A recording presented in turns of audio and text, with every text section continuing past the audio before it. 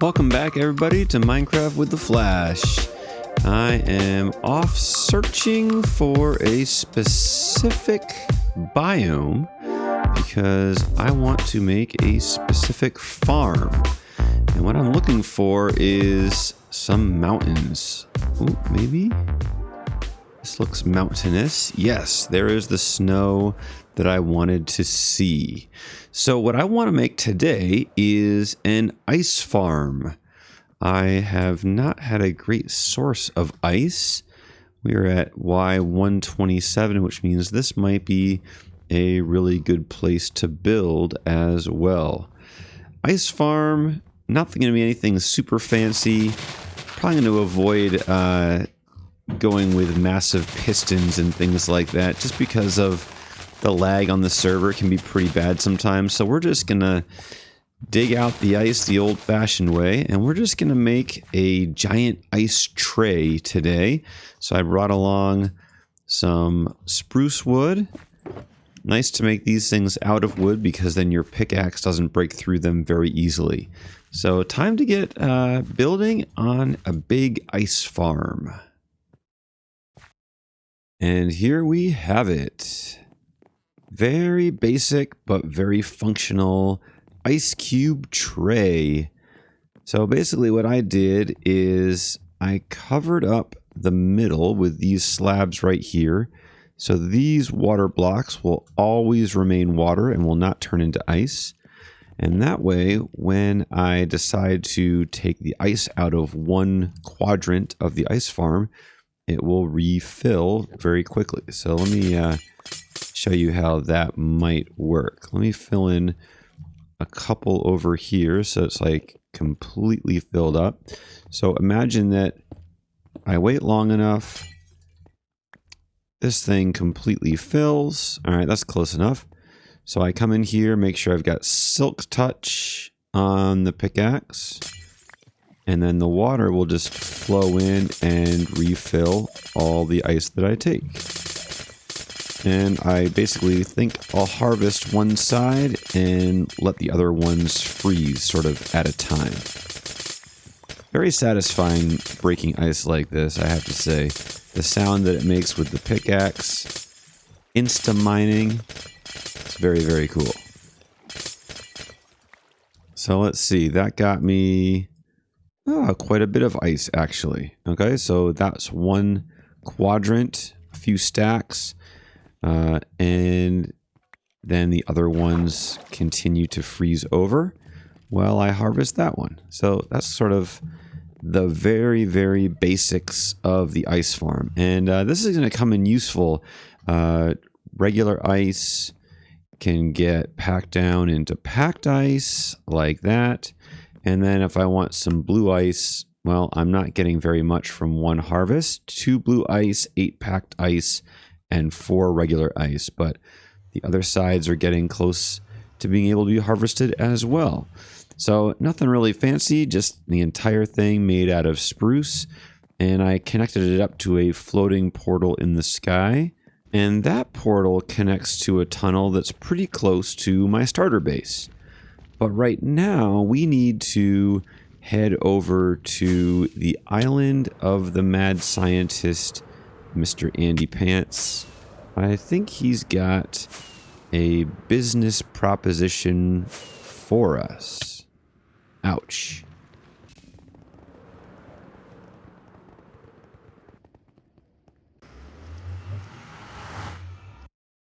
And here we are. The island of floating torches. Let's see. Where's Andy Pants? Where's Andy Pants? Haha! Spotted. Spotted. Hello, Is this an every world thing? The decoration of your first house with just mob heads. Yeah, it seems to be that way. It's a pretty good collection. I have to give you that. Thank you. And then check out over here. This chest. Oh, very nice. Well, this island is coming along. So this is this is like the mad scientist Andy Pants Island. Yes. Basically. Yes. So yeah, give me a little tour here. What have you been up to? All right. So first thing we started with was, well, this villager breeder project got halted because a lot of people had other villagers, and I figured it'd probably help the server out if I didn't Yeah. make another villager breeder. So So now it's just a that glorified carrot farm. indeed, with no collection system. So it's just So a just just a non-glorified carrot farm. just a farmer just doing it's just farming. That's all that's happening right there. Got it. So here first, Georgie has done us a favor by naming most of these farms. So this is Cooper. Okay. He is a cobblestone generator. Cooper the So cobbler. if we flip this switch right here, you will see here in just a moment that this will start just pushing stone Yes. in and being blown up. Kabloomy. Credit to Il Mango on this one. So, and then of course all of your storage is right here. And this one you can actually only run for a little bit, and then you have to pause it because the storage system can't keep up. So, Right. So this is a very every once in a while you run it, but you don't need to run it much. right. This is when you need a bunch of observers and pistons. Yep. You run this for about 3 minutes, and then you're good for another couple weeks. So Very good. All right, Cooper. And next, moving on to Kristen. Kristen. Here, all right. the four type tree farm. So this farm produces jungle, spruce, oak, and birch. And I recognize trees. this one from our last server. I know how to run this. Yep. All right. Yep. That's the barrel to start it up, and all the saplings we'd ever need right there. Okay. Yep. Cool. Yep. Next over here, that is also an Il Mango design. This over here, however, is my own design. It's an iron farm based off of math I learned from Logical Geek Boy. So you got two pillagers on different levels in the middle column here that go up based on a redstone clock, so that it's supposed to maximize the iron golem drops based on the timing of when villagers reset their spawning timers. And there they all fly. Yep, and there you should have 8. I think it's set to be 8 golems fall every 45 seconds. As we continue right around the circle, this one is almost done. I haven't run this one yet, but this will be a nether tree farm. At the moment, it is set up to be have a couple options for, or it's set up right now actually to be just warped fungus. Okay. I can switch out some blocks and make it crimson. I mean, it will take a little bit of effort, but I can do that. So that will be an option in the future if we want to switch that over. Well, maybe it'd be wise to use it for a while, get all the warped you'll ever need, and then have like a semi-permanent switch over to crimson. True. I could do that. Except my eventual future plans have a lot of warped in them, so I might get a lot and lots of warped first, and then. So this is the farm that I pillage if I need some ingots of the netherite kind. Yeah. Then yeah. Yep. Don't do that. Okay. No. Explain why you use such hard to find blocks in that farm. So these, if you'll notice, these blocks are all on sticky pistons. So they get pushed. So whenever their tree grows right there, those all get pushed forward. Yes. To move the tree out of the way so the TNT can fall along that thing. And ancient debris is the only movable, non-blow-upable block in the game right now. So wherever the TNT is going to blow up, you need an ancient debris right there. The end stone is very explosion resistant, but it's not explosion proof. Mm-hmm. So you can use that where the TNT is not blowing up directly beside it.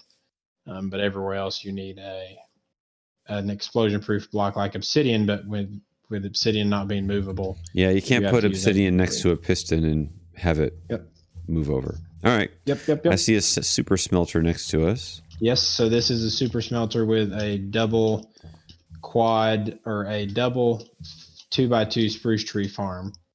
The lag producer. Yeah, it's the lag producer. Well, it's just FPS. It's not the server.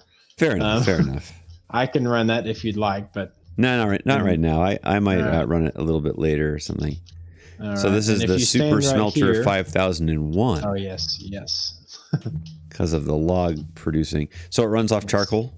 Correct. Yep. So I have it set up to where I can run the tree farm and have the logs automatically go into the super smelter while I'm running the tree farm, and then the charcoal automatically gets filtered out into the fuel chests. Got it.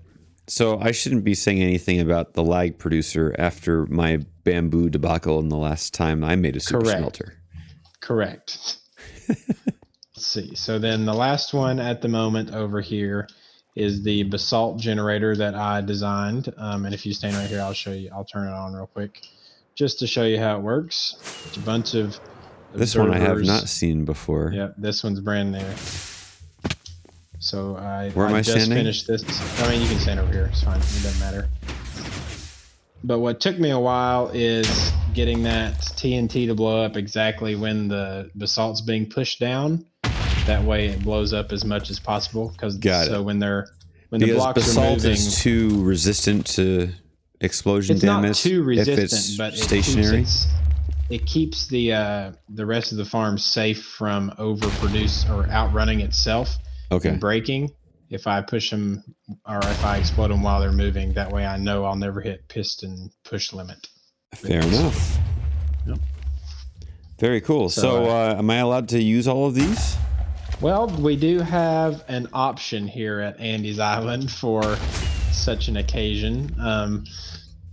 I think we had talked about potentially a purchase of one Andy's Island pass. For you to, like, maintenance fee and yes, upkeep and just overall value of Andy's Island. Yes. And so this is your pass, but I want you to first look over the manual.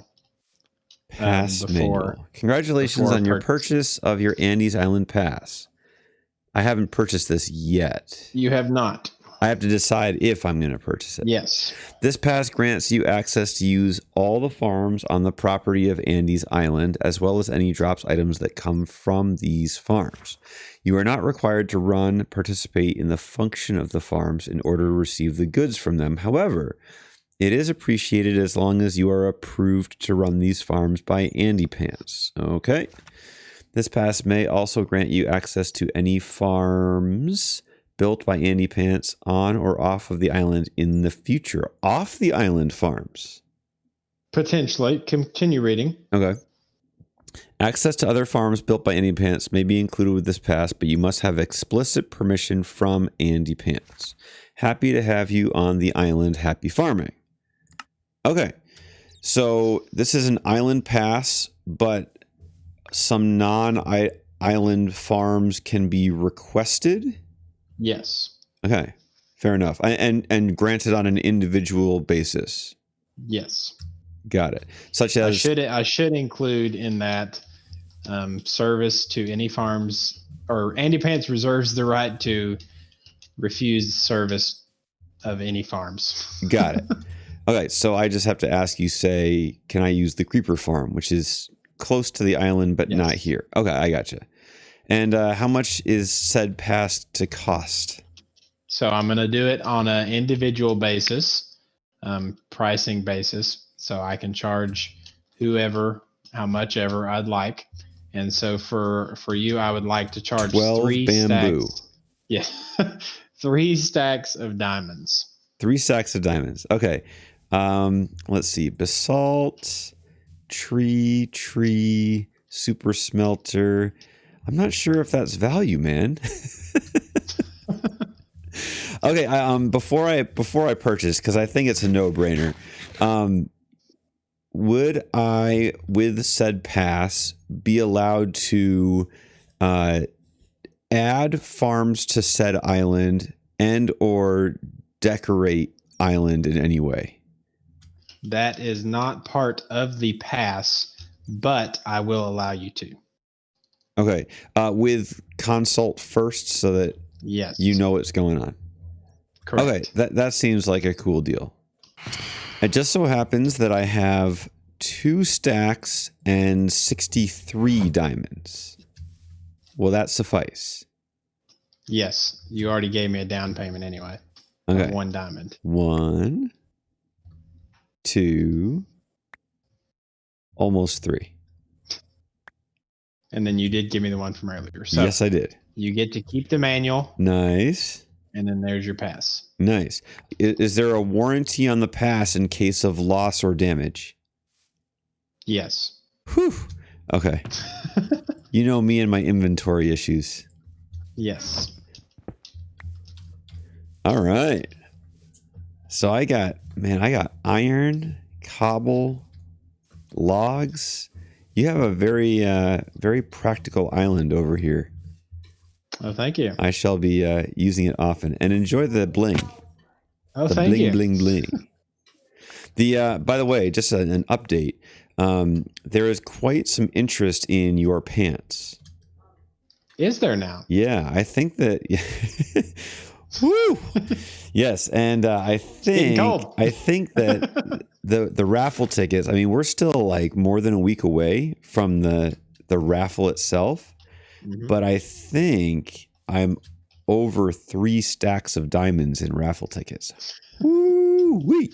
So how are you going to make that both random and proportional on how many raffle tickets get? Well, Mr. Andy Pants, I'm glad that you asked that important question. How do we randomize a raffle drawing?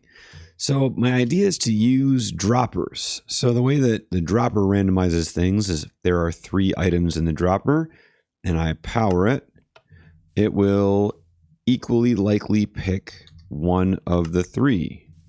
And we got blue both times there, but that time it was magenta. So I could put all the raffle tickets inside a dropper, but 2 problems. One is if I make one of these slots a stack and the other is just a single, it will still only randomize the 3 slots in the dropper and not weight the magenta any higher. So that's kind of a problem because the raffle tickets are diamonds, which are stackable. The second issue is we have lots and lots of raffle tickets. So my basic idea is to make a dropper loop, kind of like this. So all these droppers face into this one, goes into that one, come back down the line, and we finish like that. So these droppers are now in a loop. And I can fill in lots of different things. Let's try redstone blocks there. And if we power this with a clock, then that will move things through the droppers randomly, kind of like that. Okay, so that's kind of the idea. And we are going to do that. But the last piece of the puzzle is everything in here has to be a non-stackable item so that we have a true random drawing. Which brings us back to the server and Andy's pants. They are still here. The most unique item on the server is going to be raffled off in just a few days. And here's what we've got so far. All of these raffle tickets have been placed in this chest, and they are stackable. So what I've been doing the last couple days is I've been renaming non-stackable items based on how many raffle tickets have been bought. So proportionally, we will have the correct number of non-stackable items based on how many diamonds have been placed in here. So that's the step 1. Step 2 is to build a randomizer machine raffle ticket sorter thing. And here it is. So the shovels, the named shovels will go in here. and will filter into the droppers. And then I can turn on this clock right here, and that will shuffle them around in a circle at random. And I can shuffle them for a little while. And finally, this button will do the magic of picking the winner. And so let's say we've shuffled for a while and we've got some things in the other droppers, but some things are in this dropper here in the corner.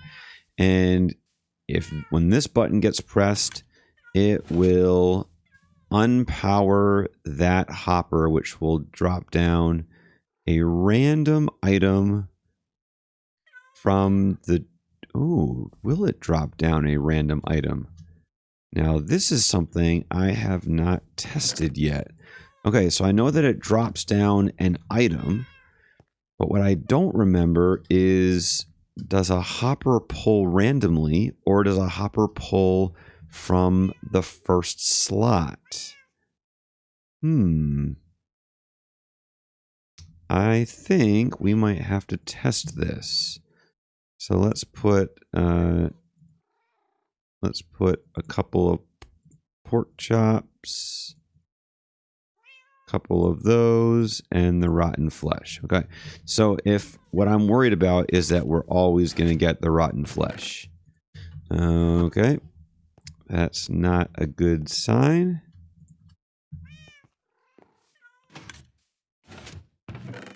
Yeah, that's what I was afraid of. So, well, first of all, it is kind of random to find out which thing gets into this slot. It would probably be better to randomize it a little bit more. Okay, I have my solution. So I will do this. We are going to keep this set up. So when the button is pressed, whatever's in this slot in the dropper over the hopper will be the one that gets pulled out into this chest. And that's pretty random as long as I've been running the shuffler for a little while. But what we're going to do is we're going to run the shuffler and we're going to click the button 9 times. Okay? And everything that comes up into the chest will be placed into this dropper. And at the end, we will have 9 into the final dropper, and we will select from those 9 to see who wins the pants. So it's going to be sort of a 2-round randomization. We've got the randomization pulling out from all of the wooden shovels, and then we will finally have the 9 finalists, and we will randomize the drawing. This will be the dropper of truth, and the owner of Andy's pants will come from there. So next time, I will hopefully be able to show you the drawing as it happened and maybe an interview with the person who wins Andy's pants. That's all I've got time for today. Hope that you've enjoyed this second episode on the Unity server, and I will see you next time.